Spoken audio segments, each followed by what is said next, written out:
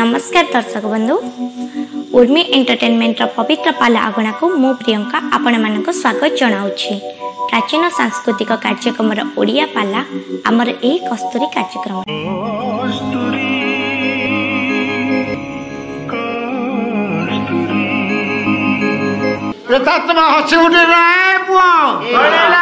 अरे तोते कहीं उपदेश दब तोर आत्महत्या पथरे कहीं किए विरोध कर तोर पितार प्रेतात्मा तमे मोर पितार प्रेतात्मा बोली मु जानबी के भली हां पुओ कहला कहला तमे मोर पितार प्रेतात्मा प्रयाग रे अस्थि खंड विसर्जन कले जदि आत्मा मुक्ति पाए आज्ञा प्रयाग राशि मध्य तुम शव भाषुच ताले प्रेतात्मा सृष्टि होला केमिति तमे मुक्ति पाइलनी कहीं शून्यवाणी बुझेला कहला ए पो अरे समस्त को मुक्तिर पथ मिले नहीं। अच्छा अच्छा गीता कौन कहले कहले ऊर्ध्वं गच्छन्ति सत्त्वस्था ते तिष्ठन्ति राजसा जघन्य गुणवृत्तिस्था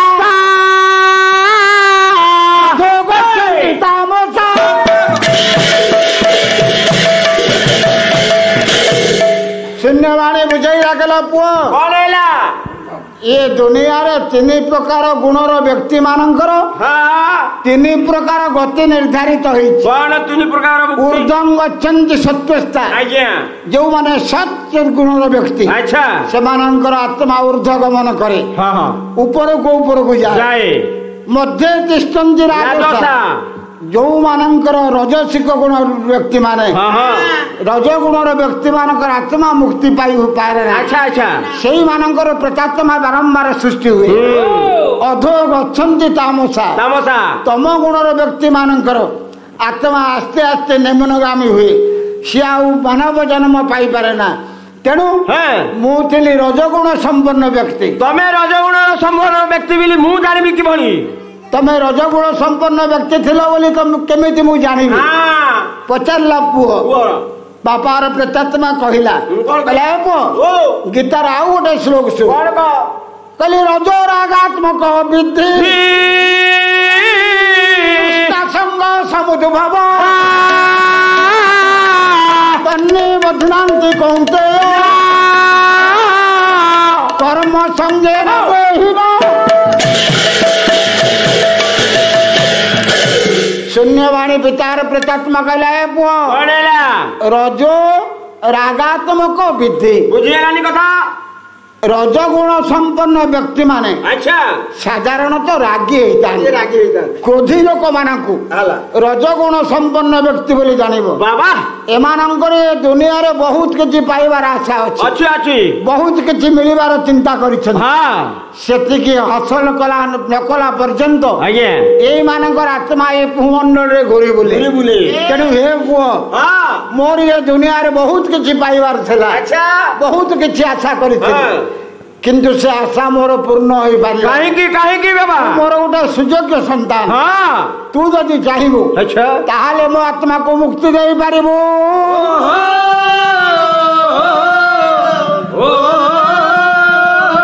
ताहाले मते कोन करबा को पड़िबो कोन तू पिता कोन करबा को पड़िबो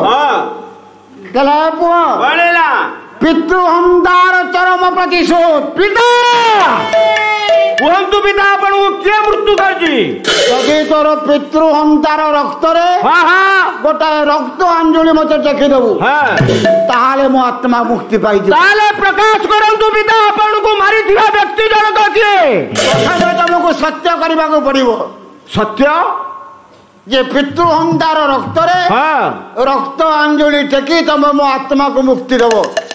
एई कथा सत्य कला परे मु पितृहंतार नाम प्रकाश करी ताले ठीक अछि पिता मु सत्य सत्य त्रिबार सत्य करूची प्रकाश करंतु आपण को मारी थिबा व्यक्ति जनक किए तोर पितृहंता होजंदे मध्यम पांडव अर्जुन कौन है क्षमा करी दो तू पिता मु पारिबिनी हाथ जोड़ी ठिया हो गला पुओ गला बापा मु पारिबिनी जो अर्जुन आपणक भली बलशाली व्यक्ति को मारी प्रयाग राशि मध्य फिंगी देला जो अर्जुन को सहाय होउछन भगवान कृष्ण जार ना होउछ दिति कृष्ण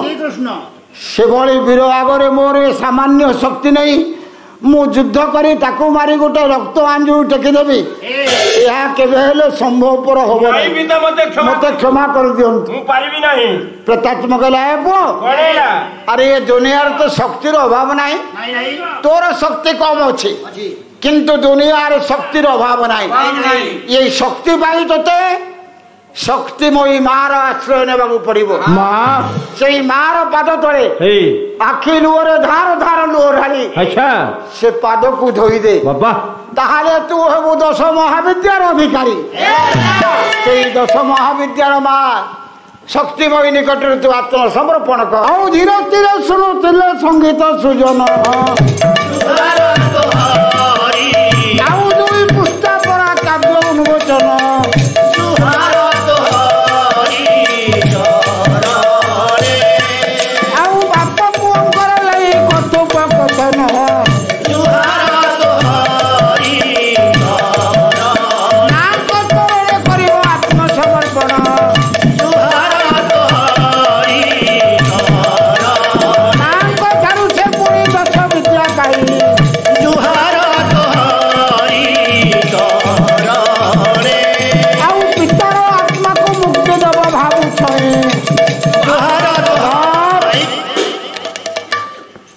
बापार प्रेतात्मा कहीदेला पुओ पितृहंता अर्जुन को मारिबा कहले तोते 10 महाविद्या को आयत्त करबा को पड़िबो एई 10 महाविद्या को आयत्त कले तू हमु सर्वशक्तिमान पुरुष एवं सही शक्ति को प्रयोग करी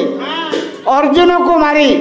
तार रक्त रे रक्त अंजुल टेके देले मो आत्मा मुक्ति पाइबो आपण मान टिके असुविधा पड़ुछन कारण मु आपण से पितार परिचय कहनी कि से पुअर परिचय मध्य कहनी से थिला निवात कवचर पुत्र हिरण्य कवच निवात कवच को मारी आज अर्जुन फिंगी जाइछन्ति प्रयाग राशि मध्य निवात कवचर पुओ हिरण्य कवच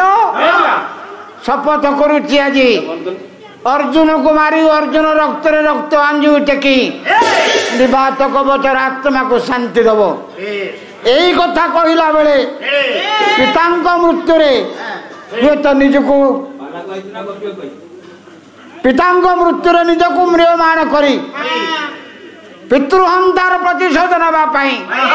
प्रस्तुत है बेले शारीरिक परिवर्तन टिके सृष्टि है शरीर टिके परिवर्तन आसला कौन परिवर्तन आसला आपणकर एक प्रतीक धर्मी कविता माध्यम रूप दबे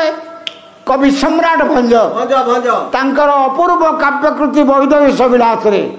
कौन है विकसित कालिंदी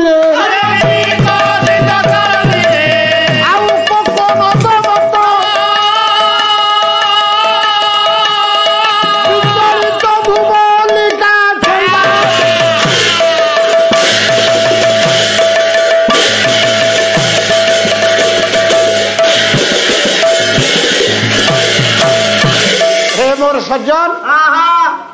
दानव हिरण्य कवचर शरीर में किसी परिवर्तन सृष्टि है यही परिवर्तन को लक्ष्य करी कवि सम्राट भंज कहले विकसित कालिंदी रे कोकोनद मत कालिंदी बोले जमुना जमुनार जल हूँ नीलवर्ण ये दानवर शरीर हूँ नीलवर्ण कोकोनद रंग कहिमा नाली कही जमुना रे नाली कही फुटी उठिला भली ये हिरण्य कवचर शरीर रूपक जमुना रे आखि दीटा लाल लाल हो गला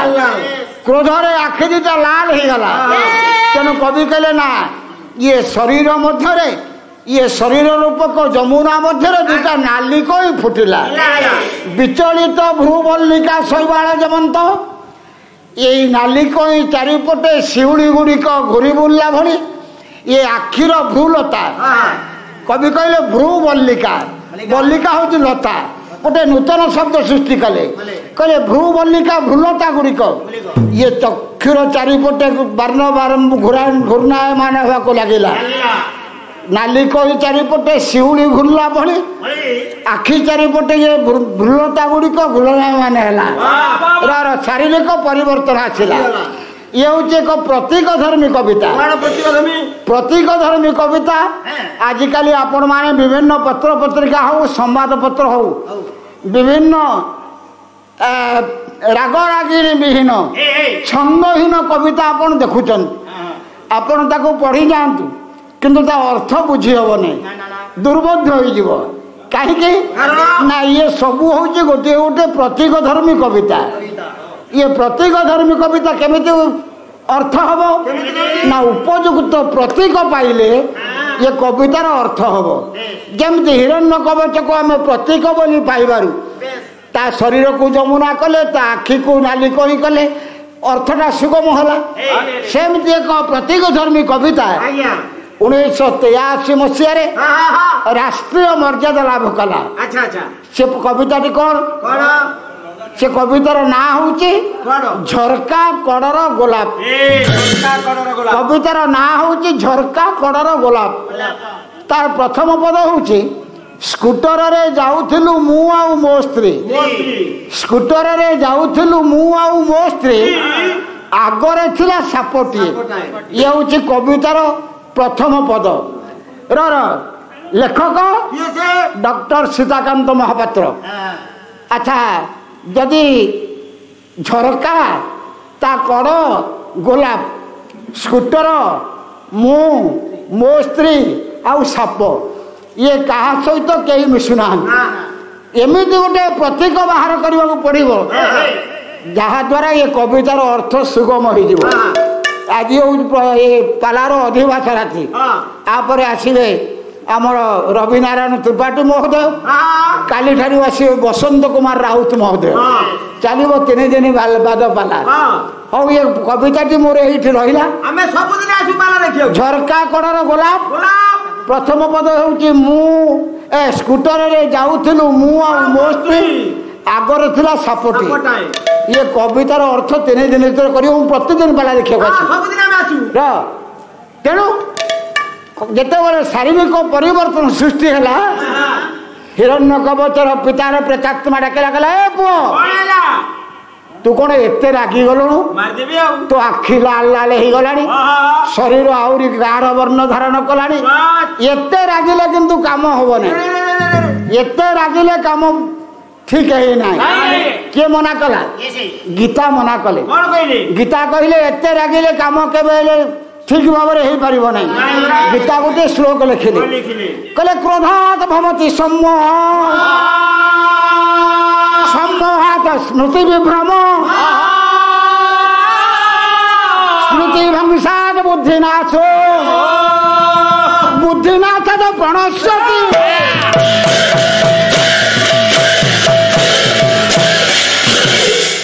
କ୍ରୋଧରୁ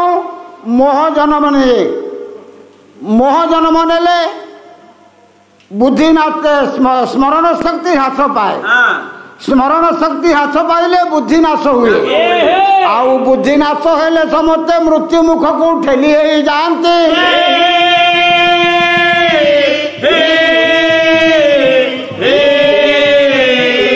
ତେଣୁ ଏ ପୁଅ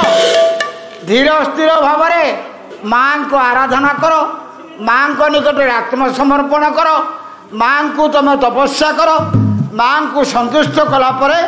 ତମେ ହବ 10 ମହାବିଦ୍ୟାର ଅଧିକାରୀ। ଇଏ 10 ମହାବିଦ୍ୟାର ଅଧିକାରୀ ଦେବୀ ହଉଛନ୍ତି 10 ଜଣ। ଇଏ 10 ମହାବିଦ୍ୟାର ଅଧିକାରୀ ଦେବୀ ହଉଛି 10 ଜଣ। କାଳିତାରା ମହାବିଦ୍ୟା, ଷୋଡ଼ଶୀ ଭୁବନେଶ୍ୱରୀ, ପଞ୍ଚମୀ ছিন্নমস্তা চ মহাবিদ্যা প্রকীর্তিতা।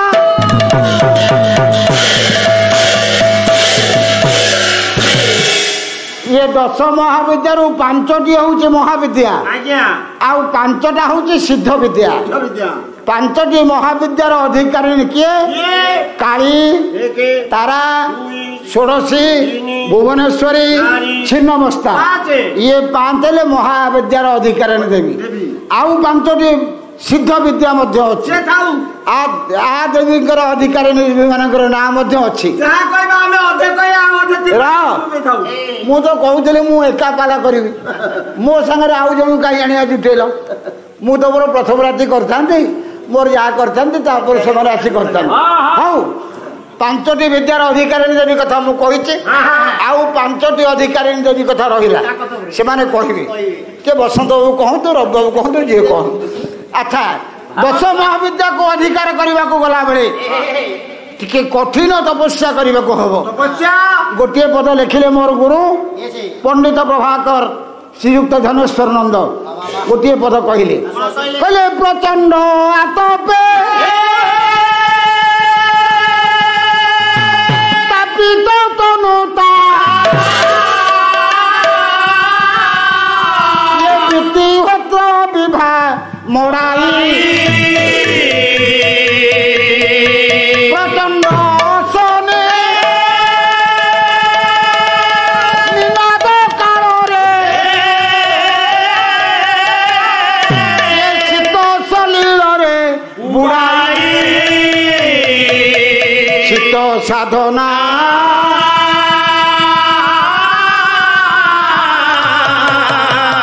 आउ शीतल तुषार जड़ाई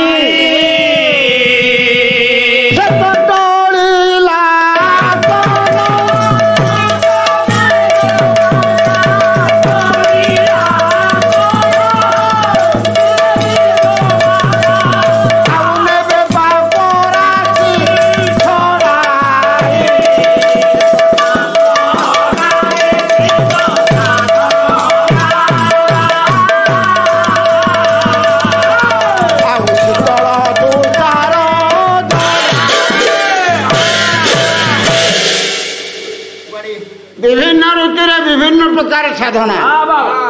प्रथम आसला ग्रीष्म ऋतु प्रचंड आतपे तापित तनुता विधिवत्र विभा मोड़ाई जिते चारिआड़े प्रचंड सूर्य तापर उत्तप्त अंशुघात प्रपीड़ित जनसमाज सेतिकी बेले विधिवत्र विभा मोड़ाई चारिपटे अग्नि प्रज्वलन करी मझीरे बस हिरण्य कवच मां को तपस्या करूँ ग्रीष्म ऋतु चलीगला आसला वर्षा ऋतु चारिआडे घन घटा वर्षा बिजुली चमक घड़घड़ीर प्रचंड शब्द पूर्णगर्भा नदी एतिके बेले कौन करिना शीत सलील रे बुड़ाई निजक पानी भितर बुड़े रखी मां को तपस्या करुच्च हिरण्य कवच शीत दिन चलीगला तथापि सिद्धि हो पारानी आसला वर्षा दिन पर शीत दिन कौन कला ना शीतल तुषार जड़ाई निजक बरफावृत अवस्था रखी बरफ गदा भितर निजक पोती रखी मां को साधना करुच्ची मां को तपस्या करुच्ची हिरण्य कवच आउ माँ ठीक भाव रही पारे माँ आज आसी पहुंची गले डाकिले हिरण्य हिरण्य अरे आखि खोली टिके देख मु माँ आईची टिके देख किए आसी ये माँ ना मम्मी तमे किए माँ अरे जहाँ को तपस्या करूथुलु जहाँ को डाकुथुलु जो नाम स्मरण करूथुलु तोर सही माँ हिरण्य कवच पाद तले नमस्कार कला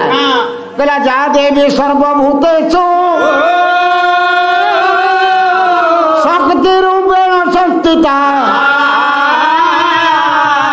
नमस्तस्यै नमस्तस्यै नमस्तस्यै नमो नमः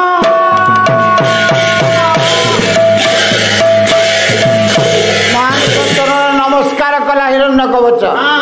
माँ डाकिले हिरण्य कौन पाई कठोर तपस्या माँ तुम्हें सत्य करले मु प्रकाश करी मु सत्य करी अरे मु तो ते वर प्रदान करवा माँ हेले तुम्हें सत्य न कले मु मागिबी नहीं सत्य हाँ कौन पाई सत्य करी तथापि तुम काले मते वर देउथबी कि न तो मोर विश्वास हो नहीं ना अरे मु तो खुशी ही आछि वर देबा पे तबे वर प्रार्थना करिवो अच्छा मु तुमको वर प्रदान करी एते सत्यर आवश्यकता कौन नहीं मां तुम्हें सत्य न कले मु मागिबी नहीं ठीक अछि मु सत्य करूछि तम वर वांछित वर प्रदान करी ताले ठीक अछि मागु ताले सुनो ହାତ ଯୋଡ଼ିଦେଲା ହିରଣ କବଚ କହିଲା ମୁଁ ଏତିକି ବର ଆପଣଙ୍କୁ ମାଗିବି କହିଲା ମନୁଦ ଦନୁଜ ଅଦିତି ତନୁଜ ସମରେ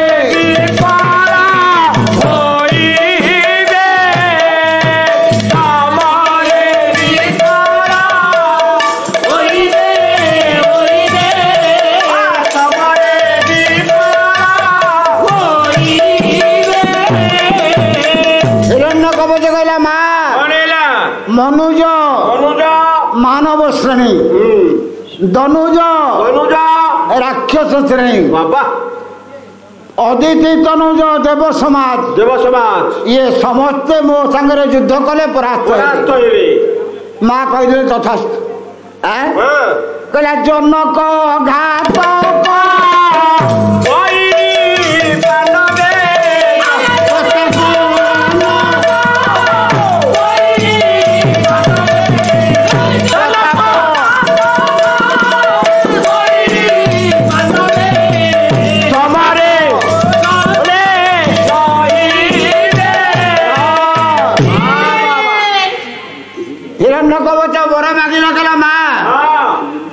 मोर बरर प्रथम उद्देश्य हूँ कौन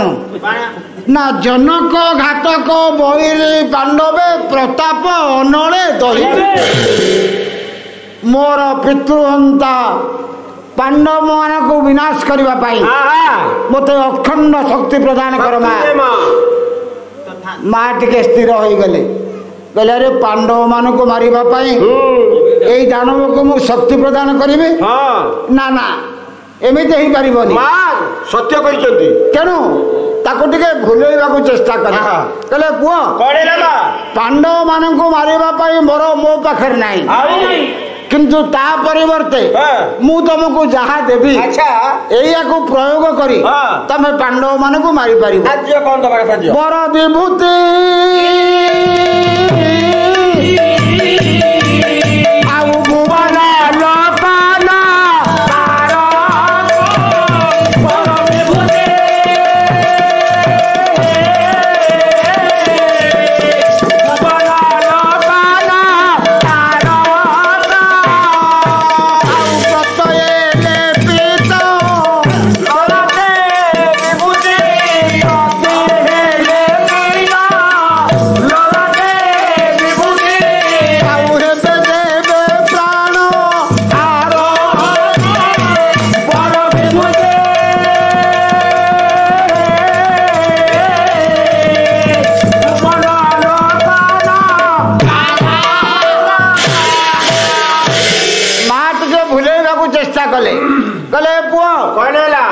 पांडव मान को मारिबा पाई बरसना मो पाखे ना तथापि मु तुमको गोटे एमतिया जिनिस देवी जहाँ को प्रयोग करी तमे पांडव मान को मारी पारी ये हूँ मोर श्रेष्ठ विभूति ये विभूति तुम दीटा कम निज मुंडे लगेले गोटे स्थान ठिया तमे जहाँ चिंता कर देखिपार द्वितीय कामटे है ये विभूति तम व्यतीत जदि आउ कहा मुंडे लगे ताहले से देवराज इंद्र हेले मध्य ज्ञान शून्य ही पड़ी रहिबो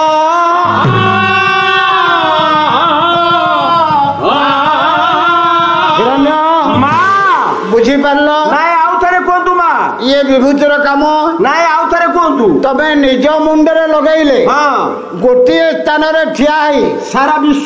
विश्व जहाँ चिंता कर देखिपार गोटे कम कौन तम व्यतीत ये विभूति जदि अन्य क्या मुंडे लगे ताहले से देवराज इंद्र हेले मध्य ज्ञान शून्य हो पड़ी रहा बुझीपार कौन काम दब ये विभूति मो मस्तक लगिले सारा विश्व जहाँ सब हो देखिपारि स्थान रही द्वितीय ये विभूति मो मस्तक छड़ा जहाँ मस्तक लगे सी से चेता शून्य ही पड़ी रहा गोटे श्रेष्ठ विभूति माँ ताको धरई देले जीवाको बाहर ले हिरण्य कहला कह माँ जीवे कि मोर आउ किछि कहबार कौन कहला हिरण्य आतंक जलद पटल बरा नीले देलु हटाई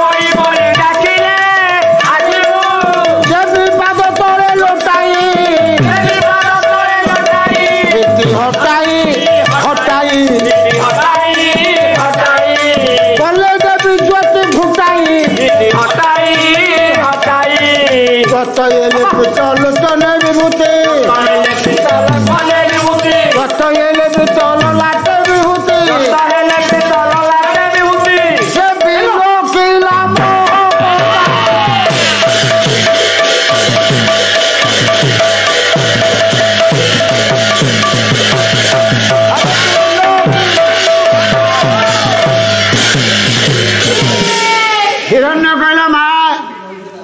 मो मनरे जो भय रूपक मेघ जमाट बांधी तोर बर रूपक बात्या फल से मेघ हुए तो उड़ी जाइए मु संपूर्ण भयमुक्त हो जाइए माँ मु गोटे नुआ नामकरण तते करी कौन नुआ मो ना हूँ हिरण्य कवच तो ना हूँ शक्तिमयी ये दुईटा ना को मिसई अच्छा मु गोटे नुआ ना तते देवी से नाटा हूँ हिरणमयी ये हिरणमयी बोली जो नाटा मु तुमको देली तमें जान मु जानिली तृतीय व्यक्ति आउ कहीं जानवर शक्ति नहीं मु जेते बेले जोटी हिरणमयी बोली आपन को डाकिबी आपण तुरंत सही आसी पहुंचे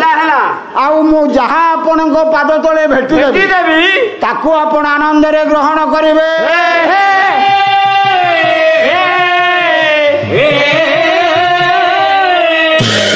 आमर यही पालार समस्त भाग गुड़िक आपण को किपरि लागुची ताहा आमर यही कमेंट बॉक्स माध्यम निश्चित जणाइबे जदि आमर यही कार्यक्रमटी आपको भल लगुए तेबे आम चैनल को लाइक शेयर सब्सक्राइब करने भूलिए नहीं। रहुची नमस्कार।